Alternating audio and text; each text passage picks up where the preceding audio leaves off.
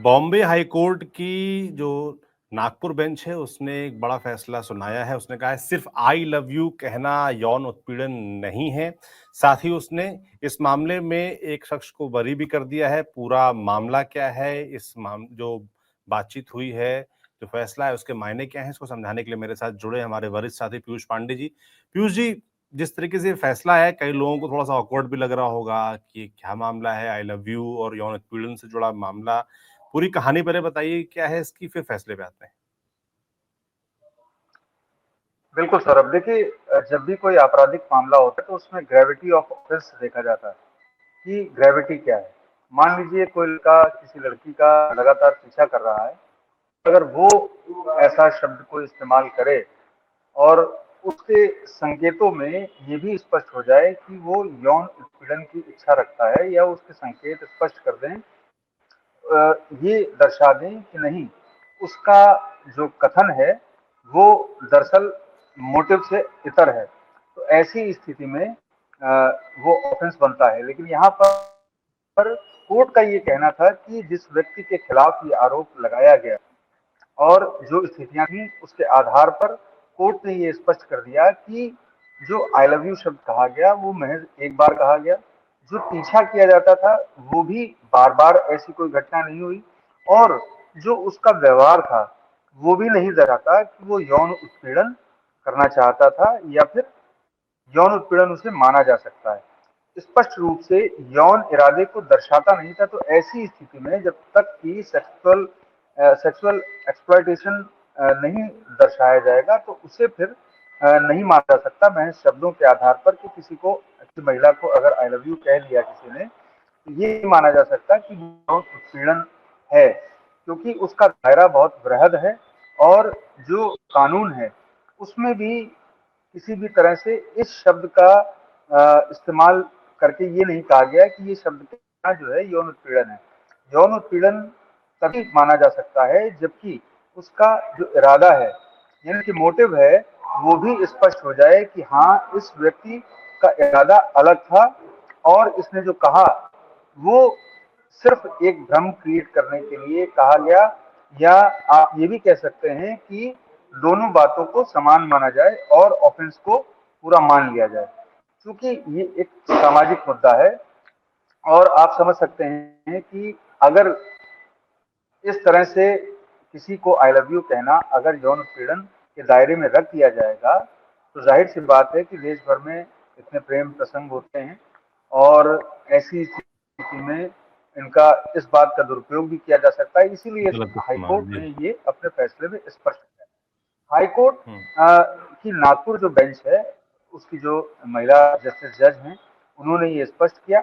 और जस्टिस उर्मिला जोशी फाल्के ने ये टिप्पणी एक नाबालिग लड़की का पीछा करने और उसे आई लव यू बोलने के मामले पर एक आदमी को बरी करते हुए दिया। दरअसल हाईकोर्ट ने भी उसकी पिटीशन खारिज कर दी थी, लोअर कोर्ट ने उसका सजा भी सुना दी थी। लेकिन इस मामले में इस तथ्य को नहीं ध्यान रखा गया कि जो पॉक्सो एक्ट है और जो यौन उत्पीड़न की धाराएं हैं वो स्पष्ट करती हैं कि जो इरादा है एक्सप्लॉयटेशन का, यौन उत्पीड़न का, वो भी स्पष्ट किया जाना जरूरी है। अगर यौन उत्पीड़न का इरादा स्पष्ट नहीं किया जा सकता है तो ऐसी स्थिति में सिर्फ शब्दों के आधार पर ये नहीं माना जा सकता कि अमुक व्यक्ति यौन उत्पीड़न करना चाहता था। और यही जी। नेतार्थ निकालते हुए हाईकोर्ट ने अपना फैसला दिया और उसमें साफ कर दिया कि महज आई लव यू कहना यौन उत्पीड़न के दायरे में नहीं आता है। ये यौन उत्पीड़न के दायरे में तब आएगा जबकि जो व्यक्ति का व्यवहार है और व्यक्ति के संकेत हैं, चाहे वो आंखों के संकेत हों, हाथों के संकेत हों। आप समझ सकते होंगे कि कई मौकों पर ऐसे संकेत हाथों और आंखों से लिए जा सकते हैं जो यौन उत्पीड़न का व्यवहार होते हैं। तो हाईकोर्ट ने बाकायदा अपने फैसले में स्पष्ट कर दिया कि किन स्थितियों पर आई लव यू के साथ कौन से ऐसे व्यवहार हैं या संकेत हैं, वो होने की स्थिति में उत्पीड़न के दायरे में इसे माना जाएगा। लेकिन मतलब ये भी महज बताया है कि I I love love you you बोलने कह से दें, नहीं होगा ये यौन उत्पीड़न, और यौन उत्पीड़न के लिए क्या होगा, मतलब क्या फैक्टर्स होंगे, ये भी क्लियर कर दिया आप कह रहे हैं। बिल्कुल बिल्कुल दोनों ही बातों को स्पष्ट कर दिया है हाईकोर्ट ने कि आखिर कब यौन उत्पीड़न इसे माना जा सकता है और कब इसे नहीं माना जा सकता। लेकिन सिर्फ किसी महिला को या किसी अन्य व्यक्ति को, बच्चे को या लड़की को अगर आप आई लव यू कह देते हैं तो ऐसी स्थिति में उसे यौन उत्पीड़न नहीं माना जा सकता। उसकी जो भाव भंगिमाएं हैं, उसका जो व्यवहार है, उसके जो संकेत हैं, वो उसमें शामिल होने चाहिए और वो दिखाना चाहिए कि उसका इरादा यौन उत्पीड़न का इरादा था। उससे कहीं ना कहीं अगर क्लियर होता है तभी यौन उत्पीड़न का आरोप माना जा सकता है, नहीं तो सिर्फ शब्दों के आधार पर यौन उत्पीड़न इसे नहीं करार दिया जा सकता। कुल मिलाकर के हाईकोर्ट का ये आदेश और फैसला था और इस फैसले में संबंधित जिस व्यक्ति के खिलाफ एफआईआर दर्ज की गई और उसके बाद निचली अदालत ने उसे दोषी करार दिया और हाईकोर्ट ने भी उसकी अपील पर अभी तक कोई फैसला नहीं दिया, लेकिन सुप्रीम कोर्ट ने उसको एक तरह से बरी कर दिया है और ये जरूर माना है कि पीछा करना, कहीं ना कहीं एक बार का पीछा करना गलत नहीं माना जा सकता, लेकिन अगर यही स्थिति बार बार होती तो फिर उसका जो आकलन था वो अलग किया जा सकता था। तो कुल मिलाकर के ये फैसला स्थितियों और ग्रेविटी ऑफ ऑफेंस की गंभीरता को ध्यान में रखते हुए दिया गया है, क्योंकि बड़े पैमाने पर देश में कई बार ऐसे शब्दों का इस्तेमाल लोगों द्वारा किया जाता है और अगर उसमें संकेत शामिल होंगे तो वो ग्रेविटी ऑफ ऑफेंस जो है सेक्सुअल एक्सप्लॉयटेशन या यौन उत्पीड़न के दायरे में लाया जा सकेगा। लेकिन